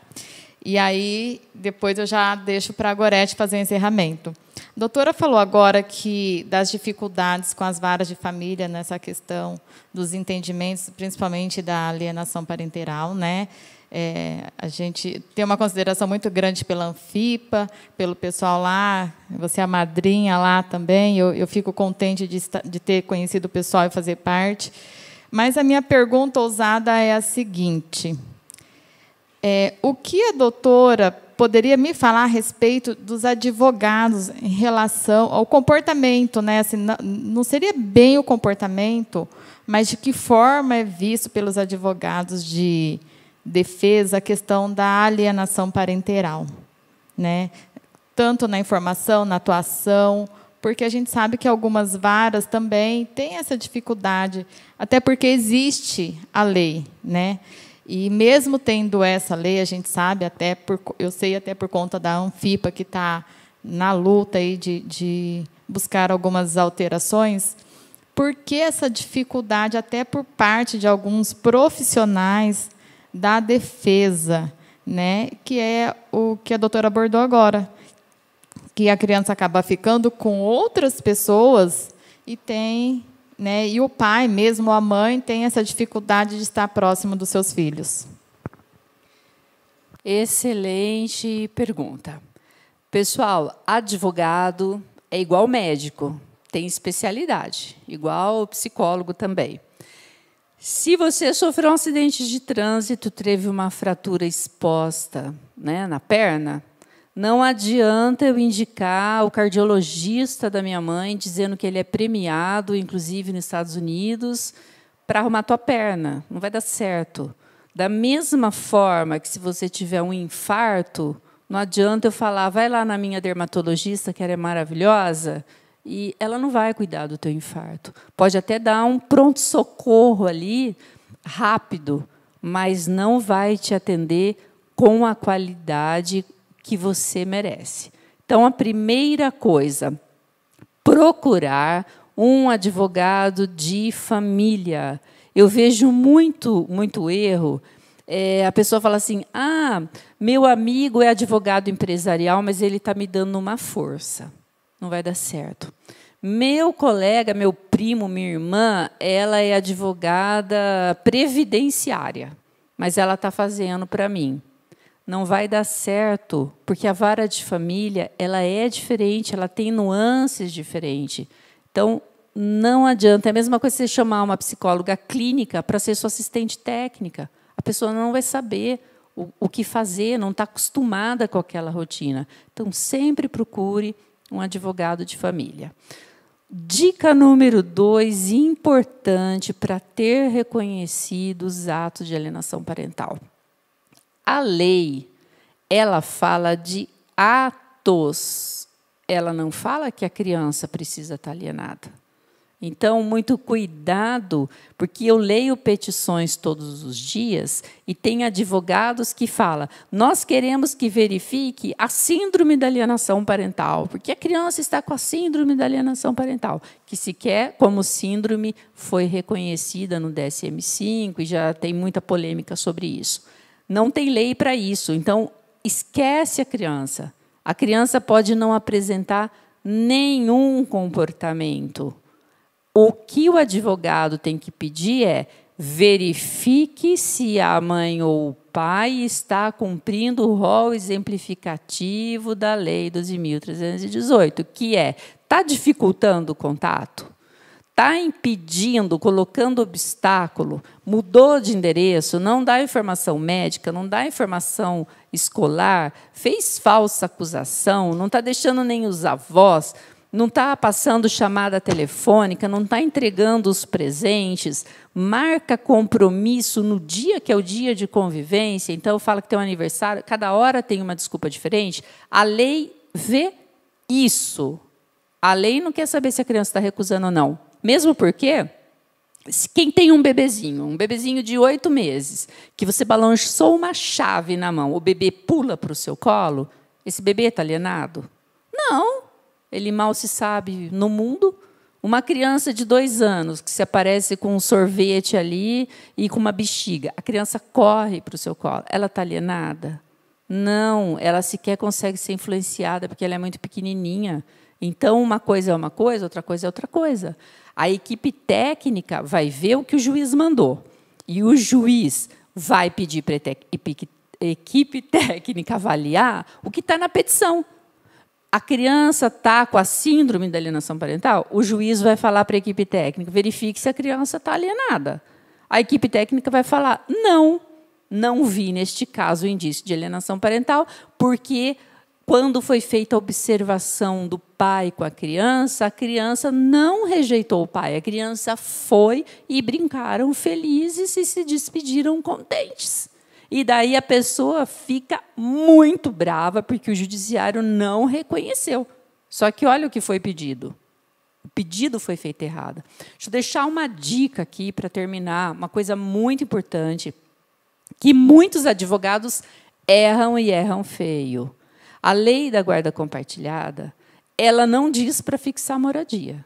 Ela diz para fixar moradia quando a cidade é diferente. Então, está lá na lei: a cidade base a ser fixada de moradia da criança é a que melhor atender aos seus interesses. Ora, se moram na mesma cidade, não tem que fixar. É guarda compartilhada, mas vai morar com a mãe. Gente, você deu o poder do mesmo jeito. A pessoa vai se sentir a dona. Ah, mas está fixada na minha casa. Mesma coisa, fixada na do pai. Se é compartilhada, a criança tem 2 casas. Ela mora aqui e ela mora lá. Salvo quando é cidade diferente, porque o pai quis mudar. Então, morava em São Paulo, o pai quis vir aqui para Cosmópolis. A criança nasceu lá, cresceu, está na escola, tem 10 anos de idade. A cidade que vai melhor atender a criança é São Paulo, porque ela está lá desde sempre. Ou então, a criança morava aqui em Cosmópolis, a mãe resolveu ir para Fortaleza. Qual cidade atende melhor? Aqui em Cosmópolis. Tem gente que, inclusive, a família fica e a mãe se muda por emprego. Então, às vezes, está avós paternos e avós maternos, e todos os tios, na mesma cidade. E a mãe se mudou a trabalho. Qual cidade deve ser a base da moradia da criança? Aqui. Então, cuidado com o que o advogado pede e alerta se a outra pessoa pediu. Outra pessoa: eu quero a guarda compartilhada com fixação de moradia na minha casa. O advogado imediatamente tem que falar: excelência, isso não está na lei.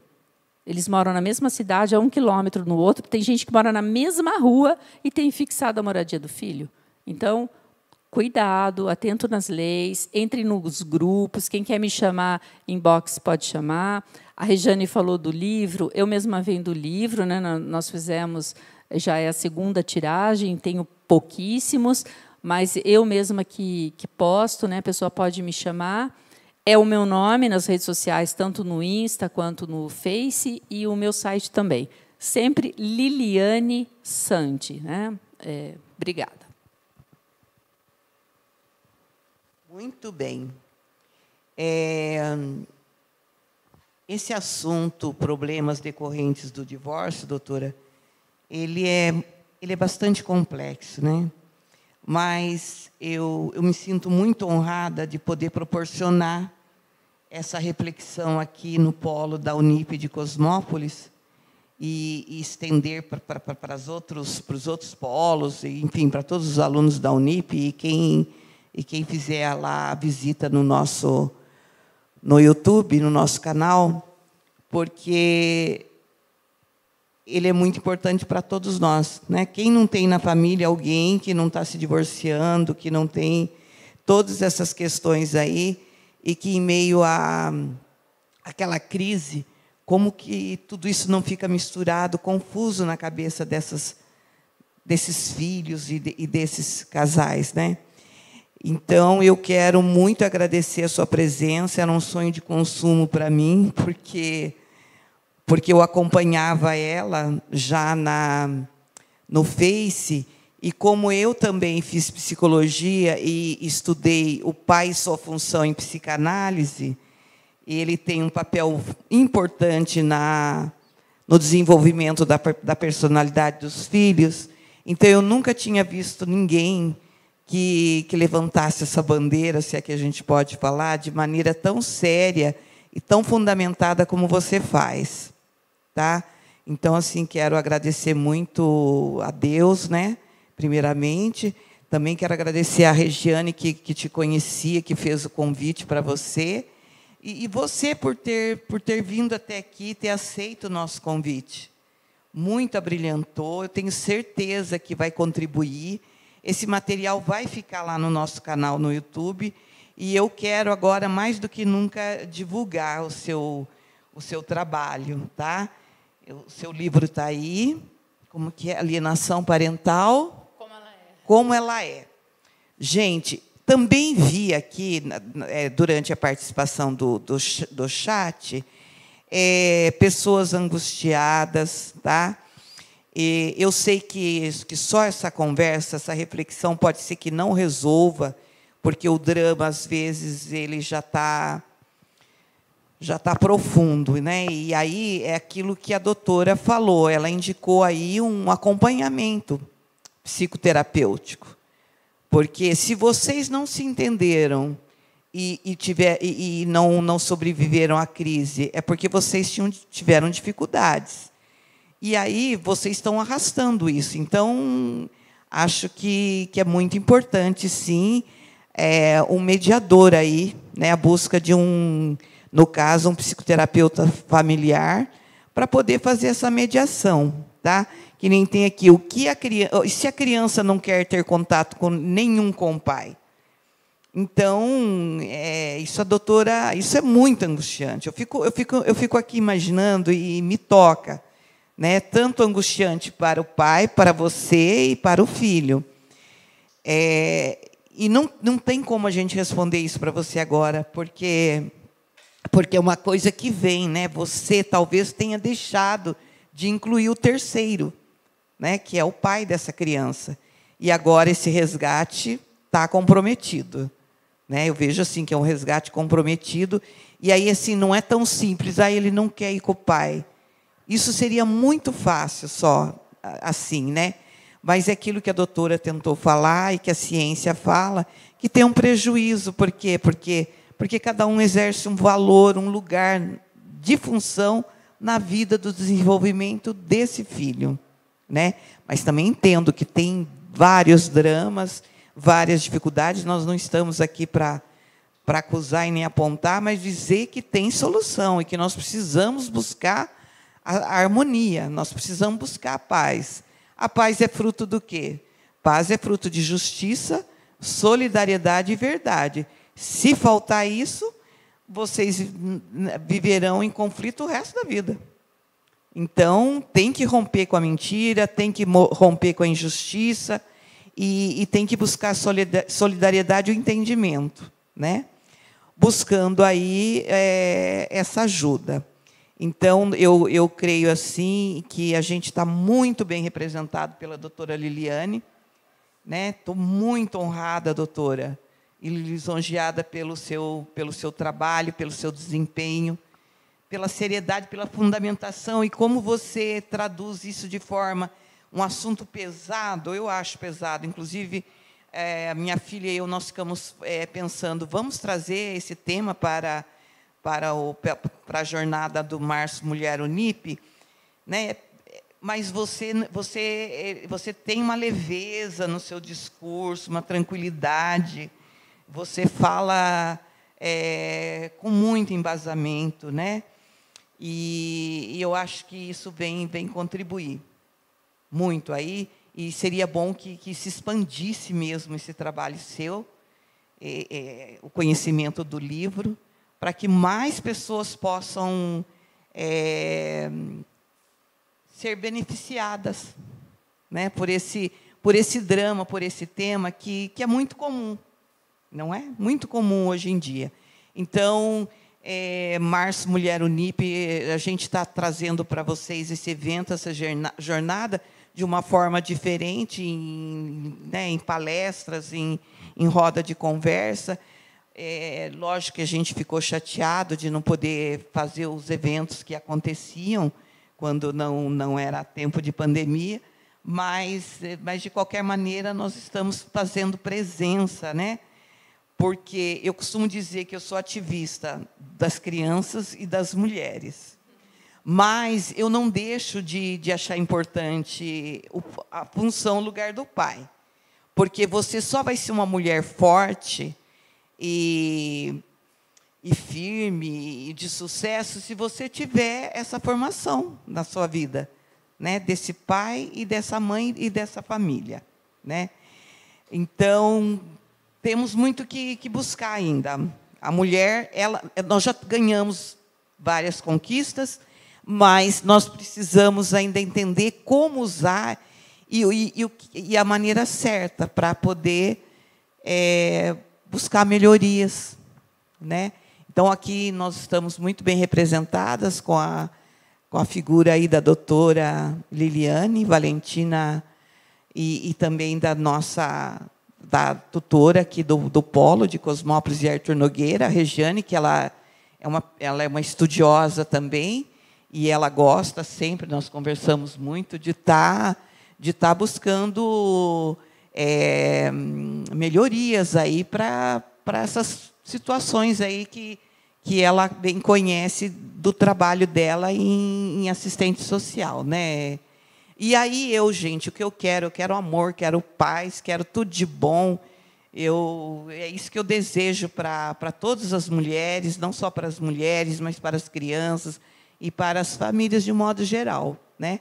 Porque é aí que nós vamos buscar força para melhorar o que precisamos melhorar e não ficar dependendo aí desse ou daquele político para fazer o que nós temos que começar fazendo dentro de casa, tá bom, gente?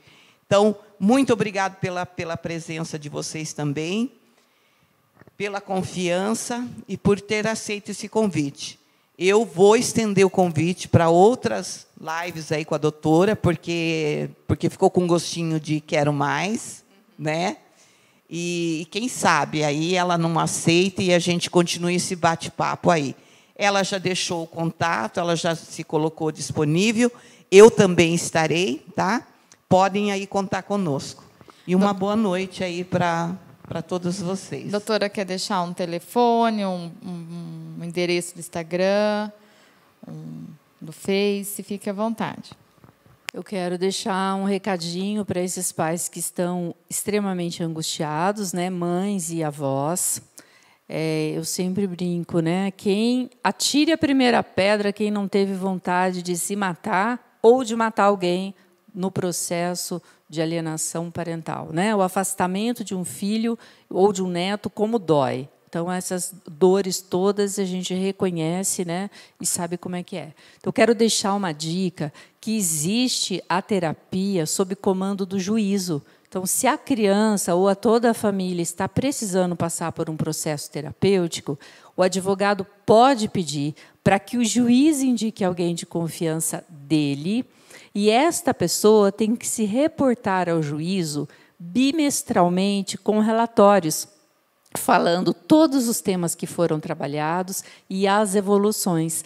Não tem sigilo neste tipo de terapia. Então, o juiz vai saber exatamente tudo o que está acontecendo. E, sob pena de multa para quem faltar.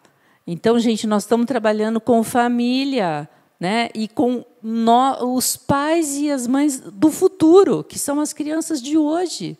A sociedade só pode melhorar se a gente melhorar essas crianças agora. Então, se seu filho está passando por essa situação de te rejeitar, entenda psicanaliticamente isso como um pedido de socorro, né? De uma forma errada ou de uma forma que a criança... É a única forma que ela consegue, que é não ir para a sua casa, para não arrumar mais confusões na casa que ela está.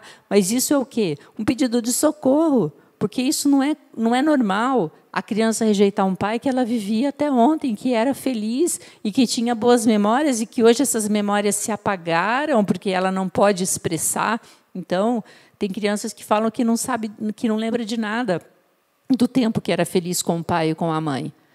Peça para o juiz determinar terapia sob pena de R$1.000, R$5.000 cada dia que a pessoa faltar, que aí, quem sabe, as pessoas frequentam a terapia por medo da multa, né? Mexeu no bolso, a pessoa se mexe. Eu estou nas redes sociais, meus telefones estão em todos os lugares, né? No blog, no Insta, em tudo, como Liliane Santi. Pode me chamar. Né? Sempre depois de alguma palestra, são muitas mensagens, eu posso demorar para responder, principalmente essa semana que eu estou cumprindo muitos prazos, mas eu não deixo ninguém sem resposta. Assim, no máximo, no dia seguinte, eu vou responder para todos que me procurarem. Muito obrigado, espero que essa seja a primeira de uma série de outras, né? Eu acho que o pessoal aí da organização pode até pensar em vocês mandarem respostas para uma próxima live, um próximo encontro, para que a gente possa responder o maior número de pessoas exatamente com os assuntos pertinentes, né? Com o que o pessoal quer saber. Obrigado pela audiência. Os que forem ser profissionais dessa área, estarei sempre à disposição para ensinar, para auxiliar e para conversar. Nós estamos precisando de mais gente que trabalhe na área, porque são mais de 20 milhões de pessoas que sofrem com afastamento parental, né? Pais, mães, avós e filhos. É muita gente, né? Um grande abraço para todos e obrigada pelo convite mais uma vez.